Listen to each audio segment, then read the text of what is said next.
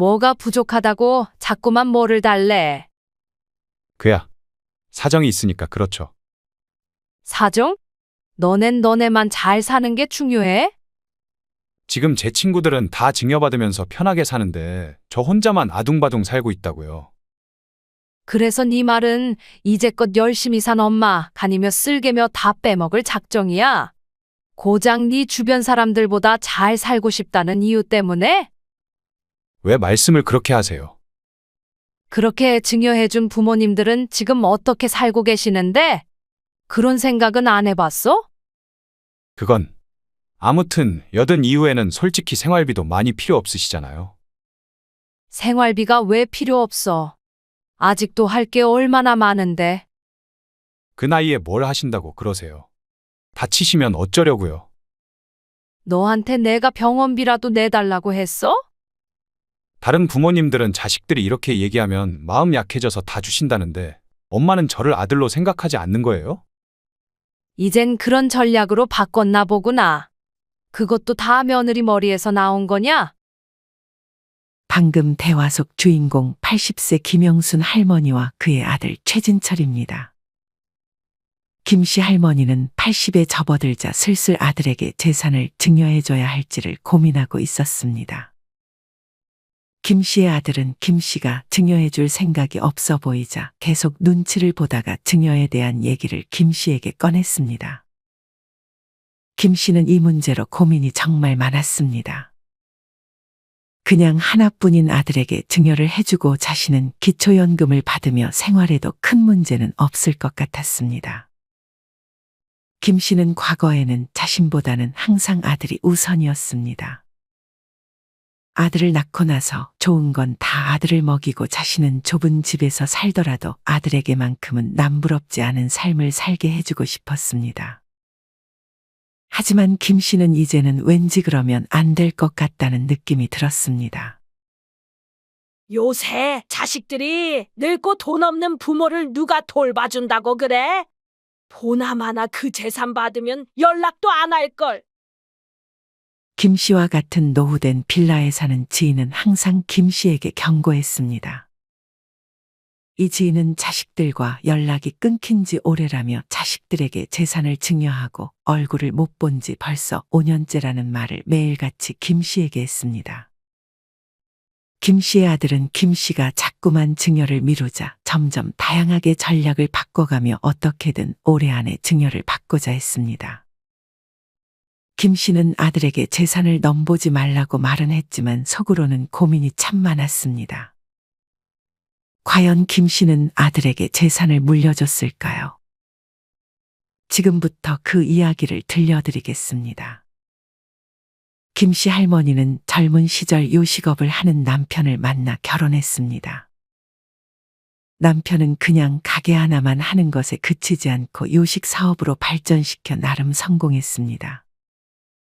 하지만 김 씨는 남편이 번 돈을 한동안 만져보지도 못했습니다. 김 씨의 남편은 벌었던 돈을 다시 투자하거나 부모님과 친척들을 도와주는데 거의 다 썼습니다.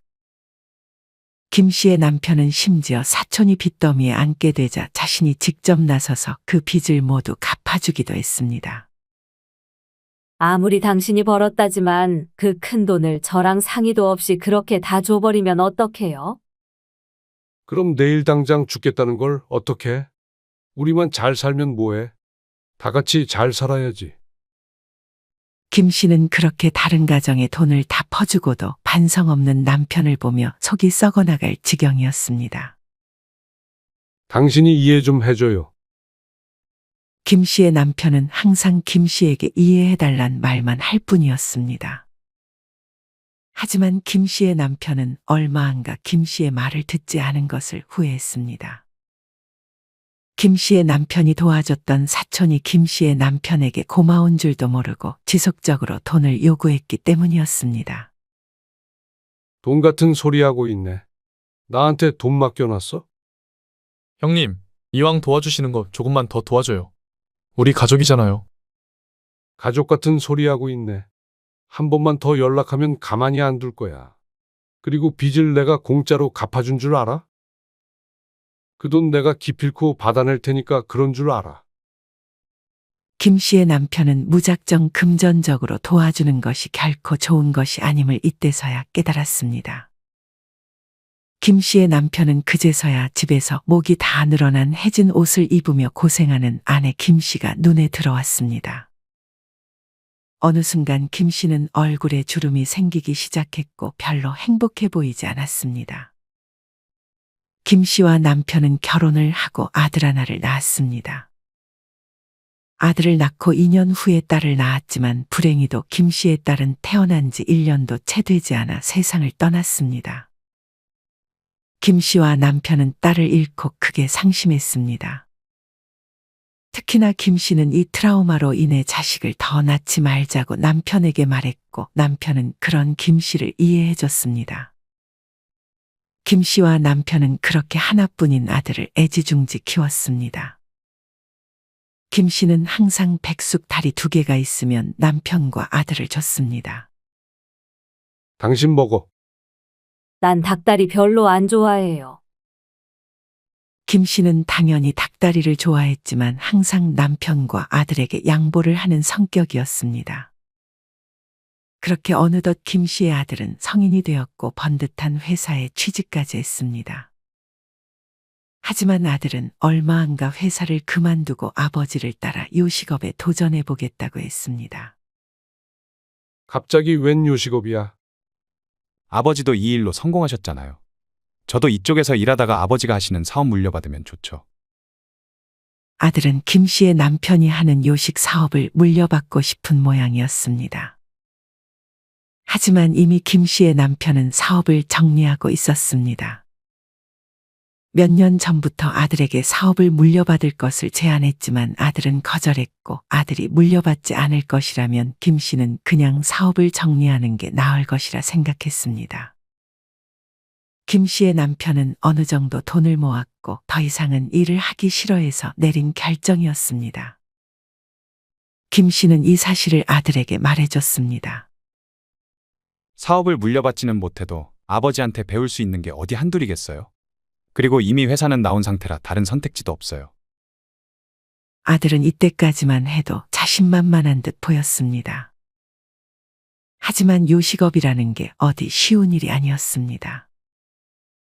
아들은 초반 3달 동안 적자를 면치 못했고 1년 정도가 지나서야 그나마 남들이 버는 정도를 벌 수 있었습니다. 하지만 그마저도 세금을 내고 나면 남는 게 많이 없었습니다. 아들이 힘들어하자 김 씨의 남편이 2발 벗고 아들을 도왔습니다. 사업을 정리하느라 시간이 없었던 김 씨의 남편은 사업을 다 정리하자마자 아들의 가게에 거의 무보수로 들어가서 밤이고 낮이고 아들을 도왔습니다. 김 씨의 남편은 음식의 맛부터 다시 손보기 시작했고 어떻게 홍보해야 하는지 노하우를 아낌없이 알려줬습니다. 김 씨의 남편이 아들의 가게에 투입된 지 반년도 채 되지 않아 아들의 가게는 완전히 달라졌고 아들은 이제서야 숨통을 좀 틀 수 있었습니다. 잘 버는 다른 대기업 직원들이 부럽지 않을 정도로 벌기도 했습니다. 김 씨의 아들은 자신의 가게의 아르바이트생과 눈이 맞아 김 씨와 남편에게 결혼 소식을 알렸습니다. 김 씨의 남편은 이미 예비 며느리를 여러 번 본 듯 했습니다. 성격이 어떤 것 같아요? 싹싹하고 밝은 것 같아. 당신도 마음에 들 거야. 김 씨는 그런 남편의 말에 안도의 한숨을 내쉬었지만 남편의 사람을 보는 안목을 믿지는 않았습니다. 아들은 내년쯤에 결혼식을 올릴 거라고 해서 그때까지 약 1년 정도의 시간이 있었습니다. 하지만 이때부터 남편의 건강이 크게 악화되기 시작했습니다. 김 씨의 남편은 일할 때도 잠을 거의 자지 않은 적도 많았고 생활 습관이 불규칙적이었는데 은퇴를 하고도 그렇게 지내니 몸이 악화되는 것은 순식간이었습니다. 김 씨의 남편은 술과 담배는 기본이었고 매번 식사마다 맵고 짠 음식을 즐겨 먹었습니다. 어차피 오래 살 사람은 어떻게 해도 오래 살고 일찍 갈 사람은 아무리 건강 챙겨도 일찍 떠나는 법이야. 김 씨가 잔소리를 할 때면 남편은 항상 이렇게 말했습니다. 하지만 더는 남편은 이런 말을 꺼낼 수 없었습니다. 그러게 내가 관리 잘 하라고 했잖아요. 김 씨는 이제 와서 이런 말이 무슨 소용이냐며 남편을 말리지 못한 자신을 자책했습니다. 갈 때 되니까 가는 거야. 너무 속상해 하지 마. 그래도 아들 결혼은 꼭 보고 가야지. 김 씨는 아들에게 남편의 몸 상태를 알리고 결혼식을 앞당기는 게 어떻겠냐고 했지만 아들은 이미 결혼식장마다 예약이 꽉 차 있어서 그건 어려울 것 같다고 말했습니다. 김 씨의 남편은 그렇게 아들의 결혼식까지 악착같이 버텼고 결국 아들의 결혼식이 다가왔습니다. 하나밖에 없는 아들이 결혼을 하자 김 씨와 남편은 눈물을 멈출 수 없었습니다. 자경아, 보고 있니? 네 오빠 드디어 장가 간다. 김 씨는 속으로 먼저 떠나보낸 딸에게도 오빠의 결혼 소식을 알렸습니다. 김 씨는 결혼식 내내 아픈 남편의 손을 꽉 잡았습니다. 김 씨의 남편은 결혼 시작 전까지 아파하다가 결혼식이 시작되자 몸이 나은 듯 아들의 결혼을 축하해줬습니다. 그렇게 결혼식을 마무리하고 남편의 몸 상태는 더욱 악화되기 시작했습니다. 김 씨의 남편은 이전에 사업을 하며 모은 돈으로 김 씨의 명의로 아파트를 해준 상태였습니다. 김 씨는 그 아파트에서 나오는 월세를 받고 있었고 남편과는 원래 살던 곳에서 쭉 살고 있었습니다. 김 씨의 남편은 자신이 모아놓은 돈을 김 씨에게 건넸습니다. 아들도 그 옆에 있었는데 아들은 은근히 혹시나 자기에게 뭔가 증여해주지 않을까 하고 기대한 눈치였지만 김 씨의 남편은 김 씨에게 먼저 많은 재산을 증여했습니다. 그러고는 이내 아들을 부르더니 엄마한테 잘해주라고 부탁을 하며 아들에게도 통장 하나를 건넸습니다.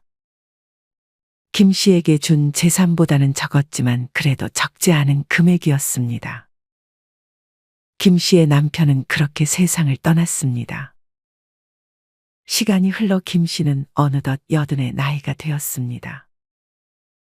이 나이에 할머니들은 대개 남편 없이 혼자 사는 할머니들이 많았는데 김 씨도 마찬가지였습니다. 김 씨는 남편이 세상을 떠나자마자 원래 살던 집을 팔고 조금 좁은 집으로 이사를 했습니다. 남편과 살던 집은 넓어서 관리하기도 힘들었기 때문이었습니다. 김 씨는 아들을 거의 1년에 한 번 정도 봤습니다. 심지어 1년에 한 번도 못 보는 애도 있었습니다. 뭐가 그리 바쁜지 이제는 명절에도 손주 핑계를 대며 잘 오지 않았습니다. 김 씨가 80의 나이가 넘어가자 아들은 슬슬 증여에 대한 얘기를 했습니다. 김 씨는 60대, 70대까지만 해도 80 이후의 삶이 피부에 와닿지 않았습니다. 그저 어떻게든 잘 풀리겠지 생각했고 이렇게까지 자신이 오래 살 것이라고 생각도 하지 못했습니다. 자식에게 퍼주고 노후에 버림받는 상속 빈곤층. 김 씨는 신문 기사의 제목을 읽었습니다. 김 씨는 머리 아픈 신문을 다시 접고 TV를 틀었습니다. TV에는 김 씨와 또래로 보이는 할머니와 그의 자식들이 대화를 나누고 있었습니다. TV에 나온 자식들은 아버지가 돌아가시고 엄마만 남게 되자 태도가 달라진 듯 했습니다. 김 씨는 그 장면을 보며 남 얘기가 아니라고 생각했습니다. 김 씨의 아들도 김 씨의 남편이 세상을 떠나자 태도가 달라졌습니다. 그건 며느리도 마찬가지였습니다. 왔어? 잘 지내셨어요? 저번 주에도 봤는데 새삼스럽게 뭘 안부를 묻고 그래? 아들과 며느리는 김 씨의 남편이 살아있을 적에는 자주 찾아와 안부를 물었습니다. 올 겨울 따뜻하게 보내시라고 옷 하나 사왔어요.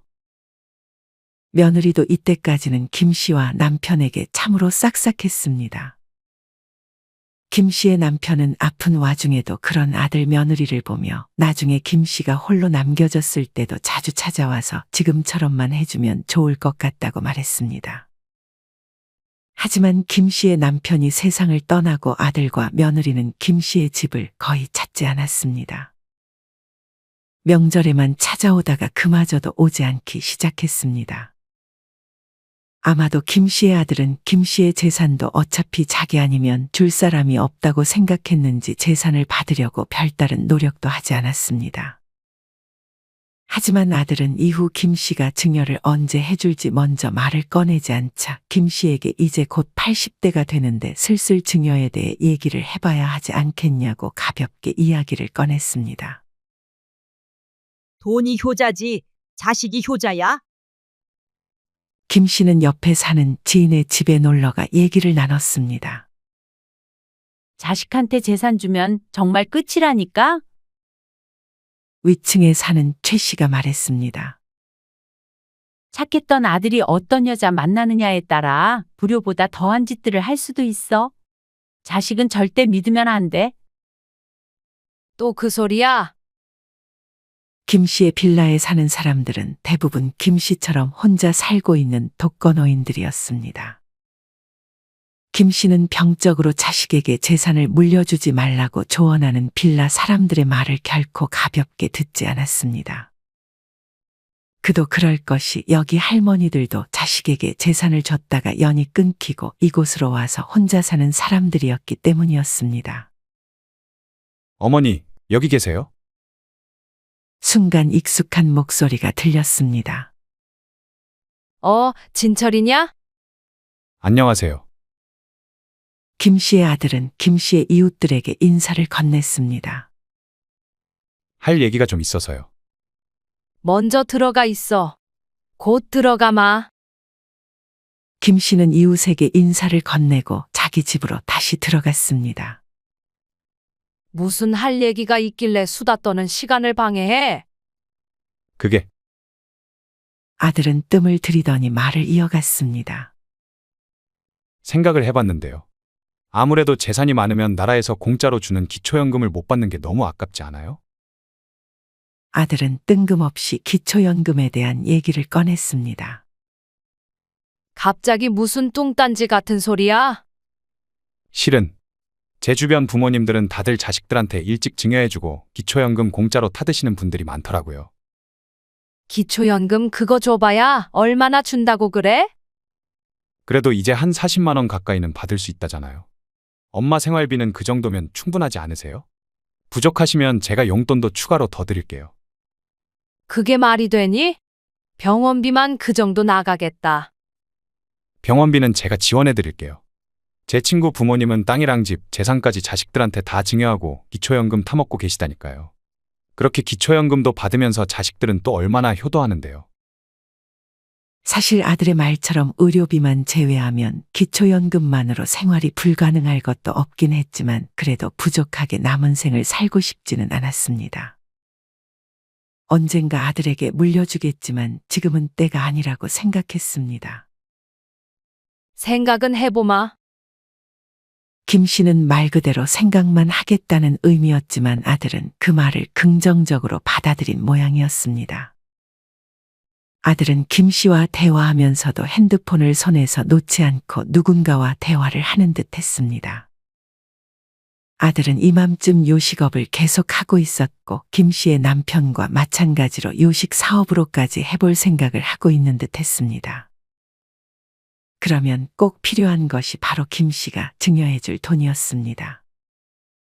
지금 하는 것만 해도 잘 먹고 잘 살았지만 아들은 주변에 자기보다 더 잘 사는 사람들과 비교하며 더 큰 성공을 꿈꿨습니다. 김 씨의 아들은 실행력은 좋았지만 잔머리가 좋은 스타일은 아니었습니다. 김 씨의 아들은 갑자기 어디서 꾀가 생겼는지 기초연금을 들먹이며 증여에 대한 얘기를 꺼냈는데 김 씨는 이게 혹시 며느리의 머리에서 나온 생각은 아닌지 의심했습니다. 하지만 아직 확실한 증거는 없어 괜히 며느리를 의심하지는 않기로 했습니다.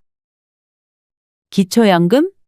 푼돈 받아먹자고 자식들한테 모두 주고 임대 아파트에서 거지 생활하는 노인들이 바로 우리 옆 동네에 사는 사람들이야. 정신 차려야 돼. 김 씨의 이웃은 다시 한번 김 씨에게 경고했습니다. 잘하는 자식들도 있지만 그렇지 않은 자식들이 많은 것도 부인할 수 없지. 근데 자식이 그렇게 한다고 누구 탓할 필요도 없어. 어차피 우리가 다 자식 똑바로 키우지 못한 대가야. 그냥 본인들 인생은 본인들이 알아서 살라고 해야 돼. 이걸 잊고 사는 게 제일 한심한 노인들이라고. 자식이 착해도 지 살기가 힘드니 부모까지 챙길 시간과 돈이 없지. 옛날과는 시대가 바뀐 것을 인식해야 편하게 살아갈 수 있는 거야. 그래도 며느리는 꽤나 싹싹하다며? 효자 아들도 마누라 잘못 만나면 불효자 되는 거 시간 문제야. 며느리를 잘 얻어야지. 김 씨는 이웃들과의 대화에 부정적인 마음만 생겼습니다. 김 씨는 그래도 아직 몸이 건강했습니다. 김 씨의 하루 일과 중 하나는 매일 오후가 되면 햇빛을 맞으며 산책을 하는 것이었습니다. 김 씨는 사실 이렇게 걸을 수 있다는 것만으로 감사해하고 있습니다. 산책을 하던 김 씨는 같은 시간에 산책을 하는 현 씨 할머니와 잠깐 벤치에 앉아 쉬며 대화를 나눴습니다. 현 씨 할머니는 김 씨보다 2살 많은 82살이었습니다. 현 씨 할머니도 마찬가지로 남편과는 사별한 상태였습니다. 김 씨는 항상 현 씨를 언니라고 불렀습니다. 언니, 저번에 아들 찾아왔었다고 하지 않았어? 사업자금 필요하다고 상가 팔아서 지원해달라고 했었잖아. 그거 어떻게 됐어? 나 죽거든 가져가라고 했어. 내 주변 친구들 보니까 재산 다 주고 자식들 눈치 보며 사는 사람들만 가득했는데 내가 어떻게 그걸 주겠어? 그 친구들 어떻게 사는 줄 알아? 생활비 받으려고 전화도 못하고. 난 절대 그렇게 살고 싶지 않아. 아들은 서운해 안 해? 처음에는 서운해했지. 대신에 나이 들어서 너희한테 부담 주지 않고 내 노후는 내가 완벽하게 책임진다는 뜻을 분명히 전했어. 현 씨는 현재 임대료만으로 200만 원 정도의 수입이 있었습니다. 내 돈으로 하고 싶은 거 하면서 잘 살고 있어. 손을 안 벌리니 자식들 얼굴 보기도 편하고 가끔 손주 용돈도 주고 요즘은 오히려 자식들이랑 관계가 더 좋아졌지. 김 씨는 여러모로 이때부터 재산 증여는 살아있을 적에 하지 않는 것이 옳을 수도 있겠다는 생각이 차츰 들었습니다. 산책을 갔다 온 김 씨는 낮잠을 잘 준비를 하고 있었습니다. 그때 아들이 며느리와 함께 김 씨의 집을 찾아왔습니다. 간만에 본 며느리는 헤어스타일을 바꿨는지 알아보기 힘들었습니다. 이 시간에 웬일이야? 가게 출근 안 했어? 오늘 하루 휴무예요. 근데 무슨 일이야? 김 씨는 명절에도 오지 않던 며느리가 오자 기분이 썩 그렇게 좋지는 않았습니다. 엄마, 증여에 대해서 조금 생각해 보셨어요? 생각해봤는데 아직은 때가 아닌 것 같다. 아들은 속으로 한숨을 쉬더니 이내 말을 이어가기 시작했습니다. 저희 주영이 이번에 학원 들어갔는데 글쎄 선생님이 주영이 보고 영재래요. 주영이가? 머리가 좋대? 그렇다니까요. 근데 엄마도 아시겠지만 학원비도 만만치 않고 나중에는 유학도 보내줘야 할 수도 있는데. 아들은 다시 한번 전략을 바꿔 이제는 손주 핑계를 대기 시작했습니다. 그래서라뇨. 주영이가 남도 아니고 엄마 손주잖아요. 내 손주인 건 맞는데 너네 자식 아니야? 거리감 느껴지게 왜 그러세요? 너네 주영이 학원비 내줄 돈은 충분하잖아. 그건 요새 학원비가 좀 비싼가요? 며느리는 할머니의 말에 어버버하는 아들을 대신해 자기가 말을 하기 시작했습니다. 아마 이 아이디어도 다 며느리의 머리에서 나온 아이디어인데 자기 남편이 말을 잘 못하고 있자 답답해서 말을 대신하는 것 같았습니다. 어머님, 저희가 앞으로 주영이 유학도 보내고 미국에 있는 대학도 보내려면 돈이 필요해요. 자금에 맞게 저희도 계획을 세우죠. 이대로 주영이 재능도 펼치지 못하게 놔두실 거예요? 며느리는 김 씨에게 마치 손주가 나중에 잘못되면 김 씨 탓을 하려는 듯한 말투로 압박했습니다. 김 씨는 바로 대답을 하지 못하고 바람을 쐬러 잠깐 밖으로 향했습니다. 머리 아프다. 나 한 바퀴만 돌고 오마. 김 씨는 그렇게 밖으로 나왔지만 날이 금세 추워져서 겉옷을 챙기러 안으로 들어왔습니다. 그때 아들과 며느리가 방에서 대화하는 소리가 들렸습니다. 김 씨는 그곳으로 살금살금 걸어가 아들과 며느리의 대화 소리에 귀를 기울였습니다. 똑바로 못해? 미안해. 당신이 강하게 안 나가고 자꾸 한 발 뒤로 빼니까 저 노인네가 자꾸 망설이는 거 아니야. 손주 얘기하면 바로 넘어올 줄 알았는데 왜 저렇게 고집이 세지셨어? 원래 내가 얘기하는 건 다 들어주셨는데. 원래 낳을 생각 없었는데 저 노인네 재산 때문에 애 낳은 거 있지 않았지? 아파트 못 물려받으면 알아서 해. 집에서 나가버릴 거니까. 애는 당신이 키우든지 말든지. 뭐? 아무리 그래도 당신 배에서 나온 당신 자식인데 말을 왜 그렇게 함부로 해? 당신이 애만 낳으면 더 일찍 재산 받을 수 있을 것 같아서 애 낳은 거 아니야. 대화를 들어보니 며느리에게 손주는 그저 재산을 물려받기 위한 수단 그 이상 그 이하도 아닌 것 같았습니다. 김 씨는 분노했지만 바로 행동하지는 않았습니다. 우리 부모님 재산 형제들이랑 나누는 것도 억울해 죽겠는데. 하필 남자애가 아니고 여자애가 나오는 바람에 자식이 아니고 아주 짐이야 짐. 며느리 입에서 나온 말들은 아주 가관이었습니다. 며느리는 남자아이가 아닌 여자아이를 낳아서 사돈에게 재산을 조금밖에 물려받지 못하고 남자아이를 낳은 다른 형제에게 더 많은 재산이 간 것을 배아파하고 있었습니다. 당신이 외동이라 결혼한 거야. 당신 나 꼬실 때 외동이라 재산 다 물려받을 거라며 꼬시지 않았어? 그건 맞지. 이제 나도 더 이상은 못 참아. 올해 안에 증여 못 받으면 그땐 이혼할 테니까 그런 줄 알아. 이혼. 자기야, 왜 또 그래? 내가 어떻게든 엄마 마음은 돌려놓아 볼게. 저 머저리 같은 놈. 김 씨는 자신도 모르게 아들의 욕을 했습니다. 아들은 자기 마누라에게 콩깍지가 씌어도 단단히 씌인 모양이었습니다. 가서 정신 차리라고 물 한 바가지라도 뿌려주고 싶은 마음이었습니다. 이후 며느리는 화가 나 먼저 집으로 돌아갔고 김 씨는 아무것도 못 듣고 산책을 갔다 온 척 다시 집 안으로 들어갔습니다. 엄마, 저 정말 한 번만 도와주세요.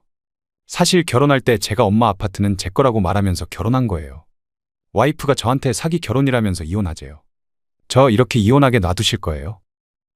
정신 좀 차려라. 저런 여자랑 계속 살고 싶어? 저한텐 제 가정이 전부예요. 평생 늙어서 엄마처럼 혼자 지내고 싶지도 않다고요. 김 씨는 아파트는 조금 더 고민이 필요하다며 일단 아파트에서 받고 있는 월세의 절반을 아들에게 주겠다고 했습니다. 이렇게라도 하지 않으면 아들은 절대 돌아가지 않을 작정을 한 것 같았기 때문이었습니다. 김 씨는 그렇게 아들을 돌려보냈습니다.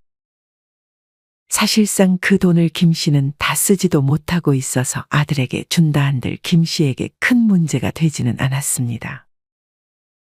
김 씨는 낮잠을 자기는 글렀다 생각하고 복잡한 마음에 다시 한번 밖으로 나갔습니다. 그거 알아?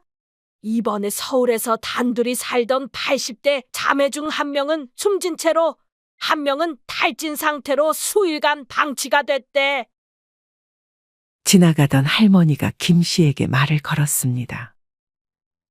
가족도 없었대? 조카가 있었는데 매일 연락한 건 아니었나 봐. 5일이 지나서 연락이 없자 그제서야 신고한 모양이야. 조카가 아니었다면 언니 생명도 위태로운 상황이었는데 그나마 다행이지. 관련된 뉴스를 찾아보니 치매인 언니는 결혼을 하지 않아 가족이 없었던 것 같았습니다. 그리고 기초생활보장수급자 신분이 된 것으로 나와 있었습니다. 숨진 동생은 3층짜리 빌라 건물을 소유할 정도로 재력이 있는 모양이었습니다. 하지만 불행하게도 이들은 최소 5일 이상 관할 지자체 담당 직원의 시야에서 벗어나 있는 상태였습니다. 연락하던 조카가 있다는 이유로 매일 안부를 묻지 않았던 것으로 파악이 됐습니다. 돈이 많아도 이런 꼴을 당하다니. 김 씨는 이 이야기를 듣고는 내심 자기도 이렇게 되지 않을까 두려웠습니다. 아직 복지 사각지대의 노인분들이 참으로 많은 것 같았습니다. 대화 중에 김 씨의 옆으로 어느 80대 할아버지가 지나갔습니다. 할아범, 어디 다쳤어요? 김 씨가 말을 건 80대 강 씨 할아버지는 이 동네에서 가장 건강하고 나이에 비해 젊었던 할아버지였습니다. 그러던 할아버지가 몸이 불편한 듯 이상한 자세로 걷고 있었습니다. 잔디밭에 들어갔다가 미끄러졌어. 며칠 전에 비가 왔었는데 그만 잔디가 젖은 상태라는 것을 간과하고 지나갔다가 넘어졌지 뭐야. 안 좋은 일은 한 번에 일어난다고. 그리고 나서 화장실 미끌미끌한 비누기에 두 다리를 벌린 채 또 한 번 미끄러졌어. 지금 화장실에 깔 매트라도 하나 알아보러 가는 중이야. 문지방이나 전깃줄 같은 것도 조심하고 젖은 인조대리석이나 낙엽들도 다 조심해야 돼. 병원에 가보셔야죠. 병원에 가봤자 돈만 나가는데 무슨 병원. 좀 있으면 나을 거야. 김 씨는 그렇게 말하는 할아버지를 걱정했습니다. 김 씨와 말을 하던 할머니 최 씨는 자기 지인을 보러 가자며 김 씨를 어딘가로 데리고 갔습니다. 김 씨의 집에서 가까웠지만 한 번도 가본 적은 없었던 아주 허름한 동네였습니다. 여기에 우리가 도와야 할 사람들이 아주 많아. 나왔어. 집에 있어? 최 씨는 익숙하게 집에 들어가 집주인을 찾았습니다. 보아하니 온수시설도 없고 단독 화장실도 없는 집 같았습니다. 게다가 난방시설이 불량해 겨울에는 추위로 여름에는 폭염으로 고생해야 할 집 같아 보였습니다. 그 집 주인은 방에서 조촐하게 밥 먹을 준비를 하고 있었습니다. 사연을 들어보니 사회생활 경험이 많이 없는 분인 듯 싶었고 보이스피싱을 당해 잘 살고 있던 집을 팔아 여기로 온 지 5년이 되었다고 했습니다. 김 씨는 안타까운 표정이 절로 지어졌습니다. 이 집뿐 아니라 여기 대부분의 집에 사는 김 씨와 비슷한 또래들의 할머니들은 사기를 당하거나 자식에게 재산을 물려줬다가 연이 끊기고 혼자 힘들게 살아가고 있었습니다. 이렇게 직접 힘들게 사는 할머니들을 보니 김 씨는 정신이 바짝 차려지는 것 같았습니다. 김 씨는 다시 집으로 와서 일단 낙상 사고를 피하기 위해 집을 변화시키기로 했습니다. 낙상 사고는 집이 제일 위험하다는 말을 들었고 특히나 겨울이 아닌 활동량이 많은 봄에서 가을 사이에 낙상 사고가 많이 일어난다는 사실도 인지했습니다. 김 씨는 강 씨 할아버지의 조언대로 화장실에 미끄럼 방지 매트를 깔고 밤에는 작은 조명을 설치했습니다. 발에 걸릴 수 있는 전깃줄은 치웠고 빌라 입구에 젖은 낙엽들도 다 치웠습니다.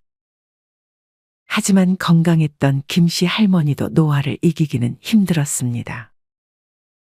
김 씨 할머니는 어느 날 병원에서 골관절염의 골다공증 진단을 받았고 만성질환 및 우울장애 판정까지 받았습니다. 김 씨는 해가 갈수록 의료비가 더 나갔고 65세부터는 연간 진료비만 500만 원, 80대가 되고 나서는 연간 700만 원의 진료비가 나갔습니다. 무엇보다 치아 관리에 신경 쓰지 못해 치아에도 돈을 많이 써야 했습니다. 김 씨는 어디 돌아다니는 것도 좋아했지만 아프니까 만사가 다 귀찮았습니다. 하지만 김 씨는 이럴 때일수록 정신을 바짝 차려야 한다고 생각했습니다. 김 씨는 이때 처음으로 전문가에게 상담을 받았습니다. 지금 나가는 생활비와 의료비, 약값, 공과금 같은 것을 내려면 앞으로 얼마 정도가 있어야 하는지에 대해서도 상세하게 설명을 들었습니다. 어떻게든 되겠지 생각하는 게 아니라 전문가를 만나 정말 제대로 설명을 들었습니다. 상담을 해준 전문가는 자식에게 아파트를 절대로 물려주지 말고 그 집에 들어가 주택연금을 신청하던지 아니면 팔아서 조금씩 사용을 하라고 조언했습니다. 김 씨는 이 상담을 계기로 아파트는 아들에게 물려주지 않기로 다짐했습니다. 김 씨는 아들과 연을 끊길 각오까지 했습니다. 김 씨는 아들에게 이 소식을 말했습니다. 아들은 그런 김 씨의 말을 듣고 노발대발했습니다. 그래서 네 말은 이제껏 열심히 산 엄마 가니며 쓸개며 다 빼먹겠다는 거야? 왜 말씀을 그렇게 하세요? 여든 이후에는 솔직히 생활비도 많이 필요 없으시잖아요. 생활비가 왜 필요 없어? 아직도 할 게 얼마나 많은데. 그 나이에 뭘 하신다고 그러세요? 다치시면 어쩌려고요? 너한테 내가 병원비라도 내달라고 했어? 다른 부모님들은 자식들이 이렇게 얘기하면 마음 약해져서 다 주신다는데 엄마는 저를 아들로 생각하지 않는 거예요? 이젠 그런 전략으로 바꿨나 보구나. 그것도 다 며느리 머리에서 나온 거냐? 김 씨는 자신의 상황을 전부 설명했지만 아들은 여전히 자기의 입장만 말할 뿐이었습니다. 멍청하게 며느리에게 휘둘리지 말고 살아. 이 집은 이제 더 이상 안 와도 좋다. 김 씨는 이미 아들과 연을 끊을 각오까지 한 상태라 아들에게 단호했습니다. 그리고 김 씨는 얼마 안가 그 아파트를 처분하고 충분한 돈을 남기고 나머지는 어렵게 사는 이웃들을 위해 봉사했습니다. 아들이 바뀔지는 모르겠지만 더 이상 김 씨 할머니에게 재산 증여에 대해 얘기를 꺼내지 않는 것을 보면 아들도 이제는 며느리의 말을 100% 듣지는 않는 것 같았습니다. 김 씨는 아들에게서 신경을 끄고 요새는 봉사하는 낙으로 하루하루를 행복하게 지내고 있습니다. 김 씨의 마을에 경로당이 하나 생겼고 김 씨는 그곳에 냉장고와 세탁기도 기부했습니다. 김 씨는 또래의 할머니들과 옹기종기 모여 노래를 불렀습니다. 노래 솜씨가 좋았던 김 씨는 어느덧 노래 교실의 강사가 되어 아주 조금이지만 소에게 돈도 받으며 그렇게 행복한 하루하루를 살아가고 있습니다. 여러분은 이런 김 씨의 이야기를 어떻게 들으셨나요? 만약 김 씨가 아들에게 마음이 약해져 재산을 미리 증여했다면 그 결말이 참으로 끔찍했을 것 같습니다. 많은 할머니들이 80대가 되면 대부분 남편과 사별을 한다고 합니다. 그리고 재산을 전부 자식들에게 물려주면서 정말 힘들게 살아가는 분들이 많다고 합니다. 80대가 되면 경제적인 활동이 아무래도 힘들게 되는데 이것보다 자식들 걱정만 앞서서 재산을 물려주는 분들을 보면 참으로 안타까운 마음이 느껴집니다. 심지어 기초연금을 받으려고 자식들에게 재산을 다 물려주고 힘들게 사시는 분들을 보면 안타까우면서도 그렇게 하는 게 나라를 위해서도 별로 좋은 방법은 아니라는 생각이 듭니다. 오늘은 조금은 뻔한 재산 관련된 주제의 이야기를 소개해 드렸습니다. 하지만 자식들과의 재산 문제는 그만큼 중요하기 때문에 여러분은 정말 재산을 목숨같이 지켜야 합니다. 재산을 미리 물려주고 피눈물 흘리는 부모님들이 많습니다. 만약 자식들의 부탁에 마음이 약해질 때면 언제든 이 이야기를 다시 들으러 오시길 바랍니다. 여러분은 오늘 이야기 속 주인공 김 씨 할머니가 잘했다는 생각이 드시나요? 이와 관련하여 여러분의 자유로운 생각들을 댓글로 남겨주세요. 이상으로 오늘의 영상을 마치겠습니다. 우리 모든 구독자분들의 행복한 여생을 응원합니다. 다음에 더 흥미로운 이야기로 찾아뵙겠습니다. 감사합니다.